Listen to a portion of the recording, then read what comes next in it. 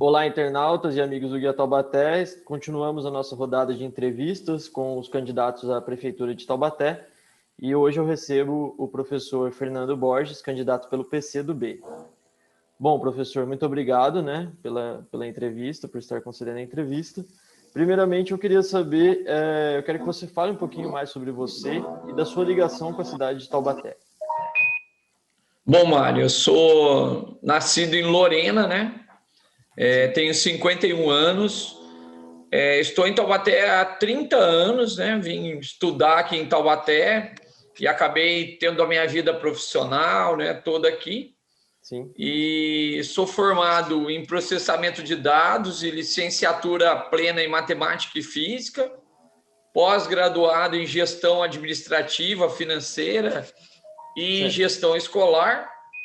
E trabalho, sou professor há 30 anos. Trabalho com educação pública há 30 anos, já trabalhei na rede privada, já trabalhei também no Sistema S, né, no SESI, e na Prefeitura de Campos do Jordão. Certo. Então, esse é mais ou menos aí o meu perfil de apresentação. Certo. E eu queria que você falasse um pouquinho sobre a sua trajetória política, professor, sobre a sua ligação também com o PCdoB e como que surgiu o desejo de ser prefeito novamente, né?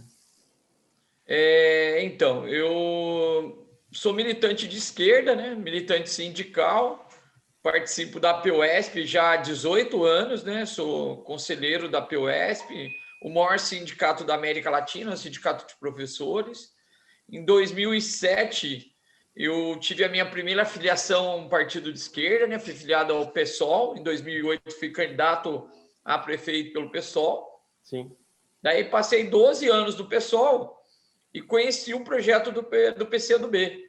É um projeto do governador Flávio Dino, da Manuela Dávila em Porto Alegre, da Jandira Fegali no Rio de Janeiro, do Orlando Silva em São Paulo, e me identifiquei com o projeto, que é um projeto que tem lá no governo do Maranhão, do estado do Maranhão, onde é pago o melhor piso salarial dos professores, onde as políticas públicas foram conquistadas, né? Sim. E esse projeto me conquistou no final do ano passado, então eu fiz a minha filiação ao PCdoB, e a minha candidatura, ela faz parte de uma reconstrução do partido aqui na cidade, né? O partido era um partido que estava na base do prefeito, né? Sim. O vereador, ele era da base do prefeito, e o partido Carbone, né? é um partido do campo de esquerda, progressista.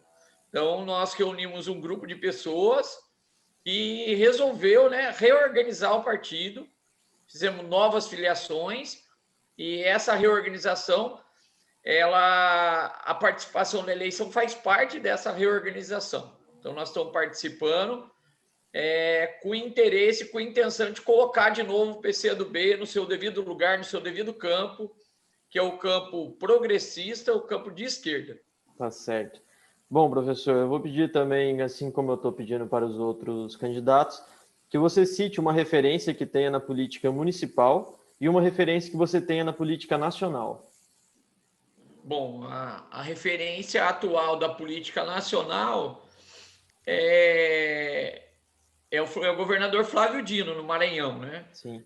Nosso governador é a referência, um governador muito bem avaliado, muito bem empenhado nas políticas públicas, e por isso essa referência. Aqui em Taubaté, nossas referências são as pessoas que são companheiros, camaradas da gente, né? A nossa referência aqui em Taubaté é a companheira Gláucia, né, que está coordenando a minha campanha, a companheira Inês, que é uma das nossas candidatas a vereadora, é o companheiro Sbruse, professor.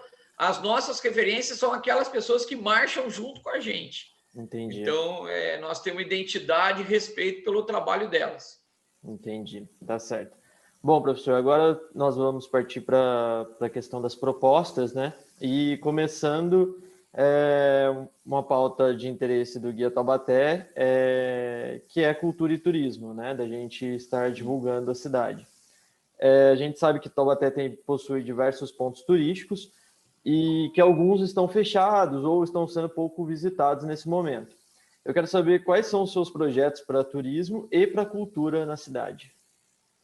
Bom, uma das nossas propostas, né, eu acho que o lema da nossa candidatura é a questão da democracia. Então, nós não vamos impor e nós não vamos dizer aquilo que a cidade precisa. Nós vamos ouvir das pessoas, das pessoas que vivem de cultura, que vivem de turismo, dos moradores de Taubaté, aquilo que eles querem para que a gente, enquanto executivo, faça aqui no município de Taubaté. Então, nós vamos realizar logo no início do nosso governo várias conferências para conferir aquilo que é feito, né? E para ouvir as propostas daquilo que a gente deve fazer e as prioridades que a gente tem mediante o recurso, né, que vai ser deixado do orçamento, né, que vai ser previsto esse ano para o ano que vem. Então, nós vamos fazer uma conferência e vamos elaborar, tanto para o turismo quanto para a cultura, um plano municipal de turismo e um plano municipal de cultura. Nós sabemos, por exemplo, que a cultura e o turismo ele tem muito poucos recursos orçamentários em Taubaté. Então, seria leviano da nossa parte dizer que logo do início a gente vai fazer isso ou vai fazer aquilo. Então, a primeira meta nossa, logo no primeiro ano, aumentar a dotação orçamentária, tanto da cultura quanto do turismo.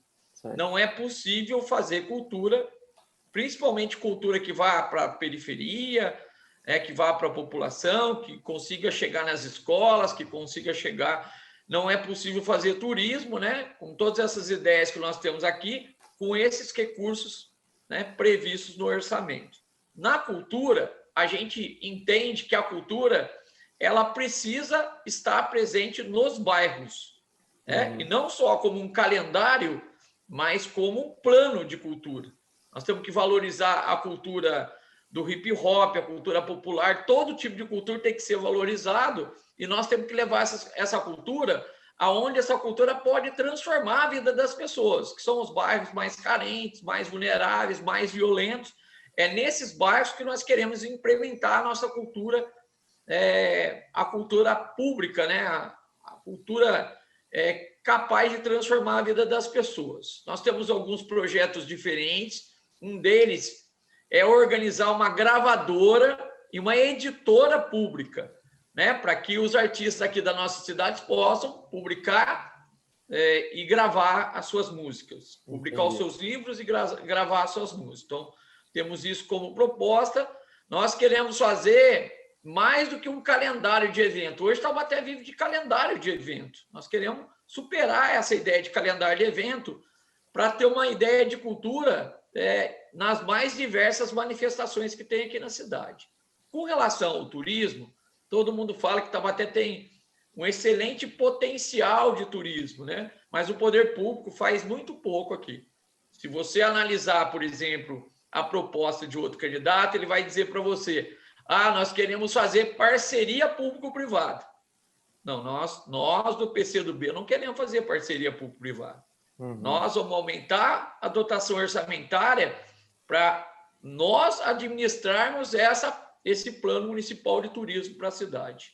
Valorizar os aspectos históricos, valorizar os espaços, né, de cultura e turismo da cidade, como o Sítio Capão Amarelo, Parque do Itaim, Museu do Mazarop, que hoje está na mão de uma empresa, né, de um hotel. Nós queremos valorizar o turismo rural, nós queremos valorizar a rota histórica que nós temos nos nossos museus, e para isso, né, para a gente fazer isso, a gente precisa aumentar a dotação orçamentária. É lógico que não se descarta a possibilidade de fazer algumas parcerias, mas o poder público tem que ser o protagonista da política pública, né? Alguma parceria pode ser feita. Outra coisa muito importante é a questão do nosso teatro. Nosso teatro, ele não é acessível aos nossos artistas, né? A cobrança é muito cara, as pessoas têm dificuldade, por exemplo, para viabilizar o uso desse teatro para as apresentações locais. Então, nós queremos fazer também vários festivais populares. Festival de música, festival de teatro, festival de bandas, né? Nós tínhamos aqui nos bairros grandes bandas, grandes fanfarras nas escolas municipais, tudo foi perdido, né? E uma das nossas grandes propostas é levar a Fego Camargo para dentro das escolas em tempo integral. Hoje nós temos a FUST, contratando monitores, nós queremos formar os monitores da Escola Fego Camargo e levar esses monitores para dentro das escolas em tempo integral. Ou seja, nós queremos ampliar a escola em tempo integral para os bairros da nossa cidade. Então, esse é mais ou menos o panorama daquilo que a gente pensa, né? Nós vamos valorizar o setor artístico, muito prejudicado nesse momento de pandemia, né? Foram proibidos várias manifestações, vários trabalhos relacionados aos artistas, pois veio a lei de criação, a lei de incentivo lá para os artistas, só que isso não chegou à realidade, porque o Conselho Municipal de Cultura e a Secretaria de Cultura ela é um tanto quanto desorganizada ainda para receber esses incentivos, esses auxílios aí da lei Edir Blanc, né? E nós não conseguimos realizar isso. E nós queremos também valorizar os artistas de rua. Nós não vamos criminalizar os artistas que fazem os seus malabares no semáforo, nós não vamos desvalorizar, nós vamos tratar essas pessoas com respeito e dignidade. Certo. Bom, eu ia partir para o emprego, professor, mas como você citou a educação em tempo integral, e essa é uma das minhas perguntas, a gente já vai partir para a educação, então.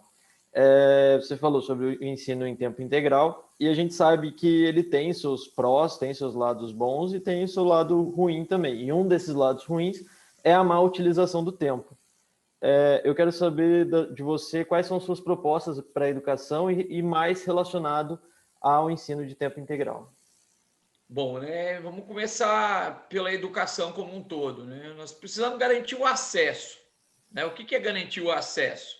Faltam vagas de creche na cidade. Nós precisamos zerar essa demanda, né? Fazer com que todas as mães, que todas as crianças tenham seus direitos garantidos, né? Imagine uma situação quando a mãe tem uma criança na idade de creche, não tem a vaga garantida, né? Ela precisa trabalhar, a criança precisa ir para a creche para poder estudar, aí a mãe deixa a criança com o vizinho, ou com o padrasto, ou com um parente, e essa criança sofre abuso sexual, né? Todo mundo sabe que o abuso sexual ele tem uma ocorrência maior na primeira infância, e a creche é uma política capaz de evitar isso.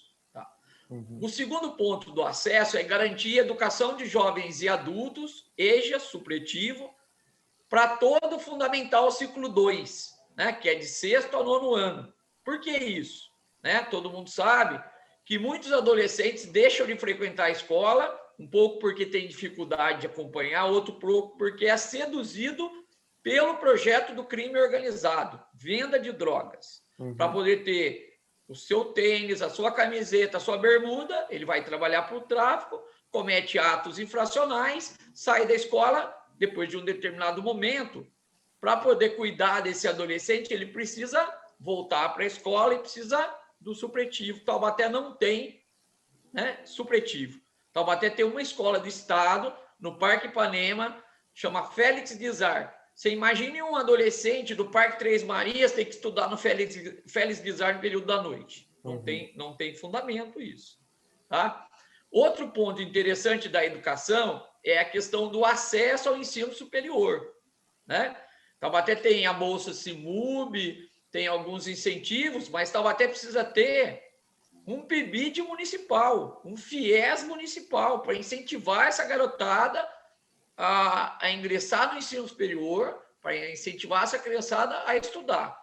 Com relação à qualidade, nós precisamos investir na valorização do professor, nós precisamos investir no uso de tecnologias, principalmente para enfrentar um momento como esse, né? Atualmente, quem banca esse momento são os recursos dos próprios professores. Computadores, internet da casa dos professores. A prefeitura jogou para os professores estão se virando e a prefeitura só entra com assédio moral para pressionar o professor a fazer. Outra questão bastante importante é a redução do número de alunos em sala de aula. Quando voltar da pandemia, nós precisamos ter uma quantidade menor de alunos em sala de aula para o professor garantir a boa intervenção dele. Mais um ponto importante, a lei do piso, a jornada do professor em sala de aula. 1/3 da jornada do professor tem que ser para o professor preparar as aulas, né? Preparar suas tecnologias, suas intervenções, para a aula chegar numa boa situação. Para os profissionais da educação como um todo, nós precisamos garantir o plano de carreira. E com relação à escola em tempo integral, nós somos favoráveis à escola em tempo integral. Mas a prefeitura não pode fazer como ela faz atualmente, obrigar a mãe a matricular a criança na escola em tempo integral para ela ter um número grande de alunos na escola em tempo integral e receber mais recursos. A escola em tempo integral tem que ser atrativa para o jovem. O jovem tem que ter na escola em tempo integral aquilo que ele gosta. O hip hop, o esporte, a cultura, o lazer, para ele sentir vontade de ficar na escola em tempo integral. Não ser obrigado pelos pais ou obrigado pela prefeitura. Né? E nós temos que ver também a responsabilidade dos pais. Aquele pai que não trabalha, não faz sentido colocar a criança numa creche em tempo integral. O contato com a escola é importante, mas o contato com os pais também é importante. Certo. Né? Lembrando que creche não é um depósito de criança. Né? Creche é um ambiente educacional. Correto? É mais ou menos essa a linha do nosso pensamento. Entendi. Tá certo, professor. Bom, com relação a emprego, a gente sabe que Taubaté tem um passado muito forte relacionado à indústria, né? Você também citou em relação, tá certo que o movimento sindical pela APOESP, mas a gente sabe também da força que tinha os sindicatos na parte de indústria aqui em Taubaté. Esse cenário ele mudou e hoje a geração de emprego também ela passa por outros setores. Como você pretende trabalhar a questão da geração de empregos em Taubaté? Bom, na mesma lógica que a gente estava conversando sobre educação, nós pretendemos construir obras públicas, creches. E para construir a creche, a gente precisa de mão de obra, da construção civil. Então, é uma grande oportunidade de empregar muita gente. Outro momento importante é que o quadro dos profissionais da educação do município, ele não dá conta de atender a demanda que o município assumiu. O ensino fundamental, tem uma parte de ensino médio. Então, nós ainda precisamos dessa contratação que é feita através da FUST. Só que nós queremos qualificar essa contratação e a gente, de forma alguma, teria feito essas demissões que foram ocorridas agora no final do ano. Né? Inclusive, eu quero falar aqui que a atual gestão ela se utiliza dessa demissão e fala para esses profissionais que se a atual gestão não ganhar a eleição, provavelmente eles não voltem a trabalhar na prefeitura. Isso não é correto. Né? Vai precisar desses profissionais, mas a gente tem que tratar esses profissionais da FUST com respeito. Com um salário pelo menos igual ao salário base da prefeitura, sem assédio moral, com as condições de trabalho para que eles desenvolvam a escola de tempo integral da melhor forma possível. Outra geração de emprego que interessa para a gente é a geração de emprego de aprendizes. Nós, enquanto prefeitura do PCdoB, vamos contratar aprendiz a partir dos 16 anos para trabalhar no serviço público. Né? E lembrar que aprendiz é diferente de estagiário. Aprendiz tem registro e carteira e é para aprender uma profissão. Não é para ser explorado como estagiário no desvio de função. Né? Nós acreditamos na oportunidade. Nós vamos gerar emprego também assumindo essa questão do estacionamento da Zona Azul no centro da cidade. Eu tenho uma proposta que é contratar jovens, quando eu falo em aprendiz, vai até os 24 anos, não precisa ser adolescente de 16 anos. Certo.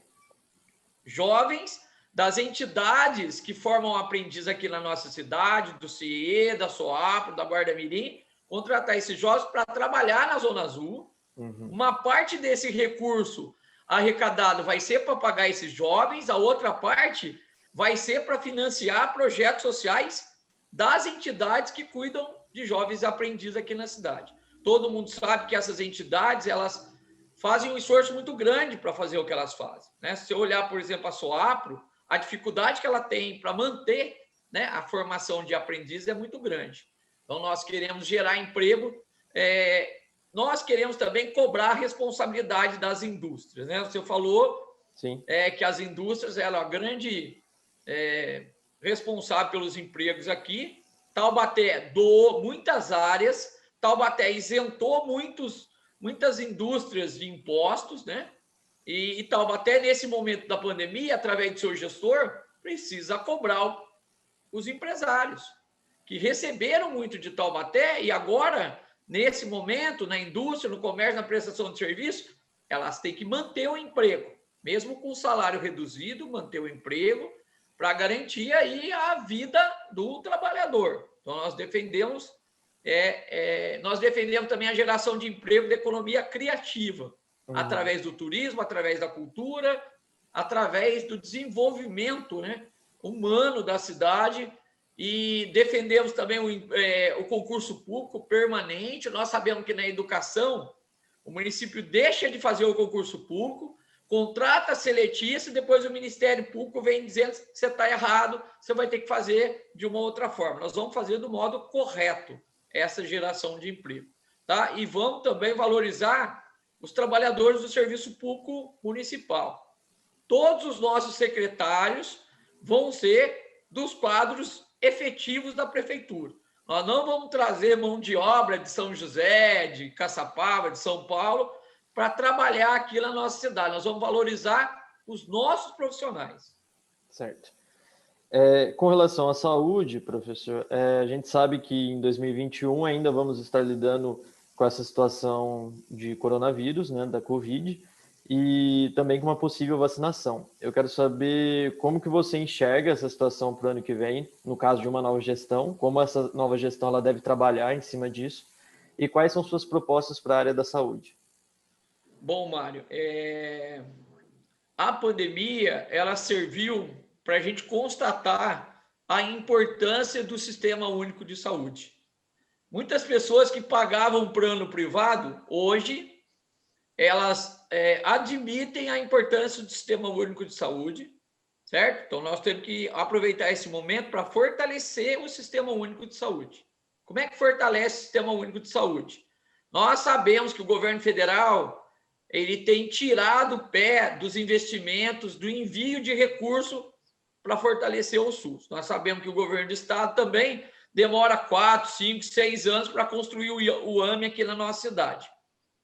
Mas a prefeitura, ela precisa ter inteligência na saúde. Sabe o que é inteligência na saúde?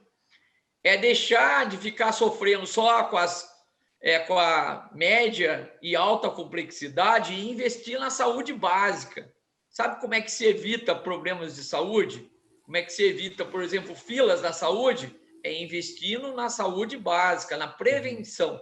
E para isso é fundamental aumentar o número de equipes do Estratégia de Saúde da Família, fortalecer, completar as equipes existentes, porque essas equipes que atendem as famílias nas suas casas, que podem fazer medicar, ou então indicar um medicamento, ou indicar uma consulta, uma cirurgia através dessas famílias, é que vai fazer com que as filas das cirurgias, das internações diminuam. É a saúde básica. Países muito mais pobres do que o nosso, como, por exemplo, Cuba, já entenderam esse raciocínio.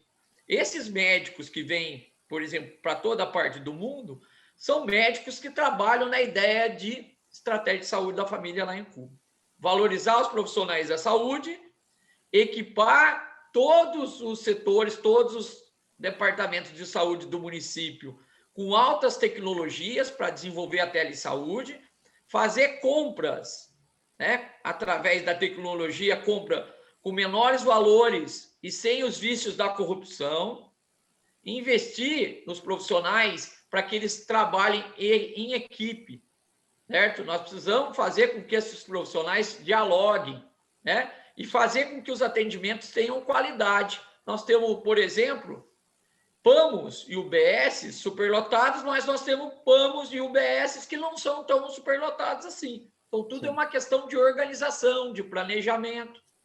Nós temos que fortalecer a parceria com a Universidade de Taubaté, com o curso de medicina, de odontologia. Nós precisamos fortalecer isso.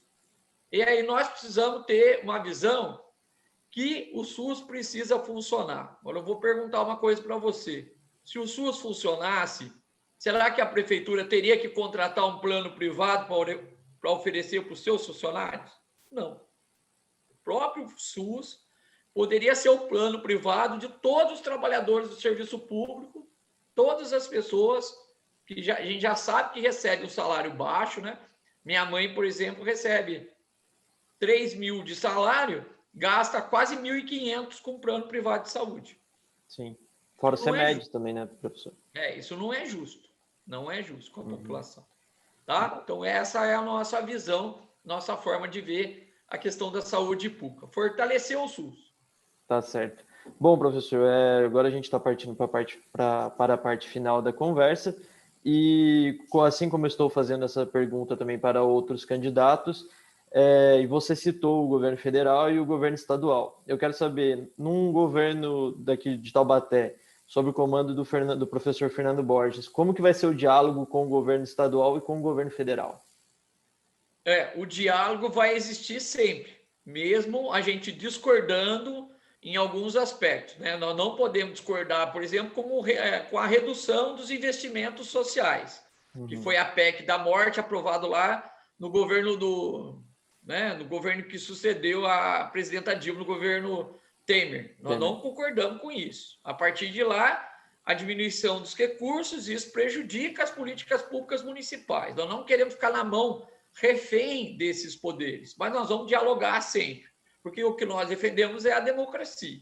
Mesmo discordando em alguns aspectos, nós temos que concordar que o SUS precisa ser fortalecido, que a educação precisa ser fortalecida, isso não pode ter divergência, né? E a gente não quer ficar vivendo também de parlamentares trazendo emendas impositivas para a cidade. Não é assim que se faz investimento. O investimento tem que vir para a Secretaria de Educação, para a Secretaria de Cultura, para a Secretaria de Saúde. Não tem que passar na mão de político para o político carimbar e dizer que foi ele que fez. Isso não é certo. O dinheiro tem que cair dentro de um fundo e esse fundo ser debatido e discutido pela população, pelos usuários, pelos profissionais, para saber como é que vai aplicar esses recursos. Então, essa é a nossa forma de nos relacionar. Aqui em Taubaté, por exemplo, muito preocupa o PCdoB a forma como o Poder Executivo e Legislativo dialogam, né? Nessa perspectiva aí da emenda impositiva, né? Do vereador, quando é da base do prefeito, ter os seus pedidos atendidos e quando é da base de oposição, não receber nem a documentação que ele pede. Isso não vai acontecer na nossa gestão. Certo. Bom, a gente tem uns 2 minutos e pouquinhos para as considerações finais. Você pode mandar um recado para o seu eleitor e também eu queria agradecer pela entrevista. Bom, eu queria dizer que eu assumo um compromisso ao ser o prefeito da cidade de viver apenas com o meu salário, ou seja, eu vou viver apenas com o meu salário de professor. Aquilo que eu receber para além do meu salário de professor vai ser investido em alguma política pública, alguma ação social. Então, o primeiro ponto é esse. Outro compromisso é que nós vamos aprovar, nos 2 primeiros anos de governo, o plano de carreira para os trabalhadores do serviço público municipal. Isso é um compromisso nosso. Outro compromisso importante é que nós vamos acabar com o balcão de negócio. Dinheiro público é para ser usado em política pública, não é para ser usado em negociatas com o setor empresarial ou negociatas com vereadores da base aliada. Não é. Nós vamos acabar com esse balcão de negócio. Certo. E quem vai definir as prioridades do nosso governo é a população. Fazer conferências, ouvir os conselhos, ouvir as pessoas definem, estabelecem prioridades. O governo do PCdoB, o executivo do PCdoB, vai fazer aquilo que a população quiser. Tá? Então, não entrei na política para ficar rico, para ganhar dinheiro, para fazer negócio. A minha entrada na política é para ajudar a vida das pessoas, primeiramente as pessoas mais necessitadas. Portanto, vote pela democracia, vote pela justiça social, vote 65, vote professor Fernando Borges. Tá certo, professor. Muito obrigado pela entrevista. Desejo boa sorte nessa reta final de campanha e um abraço.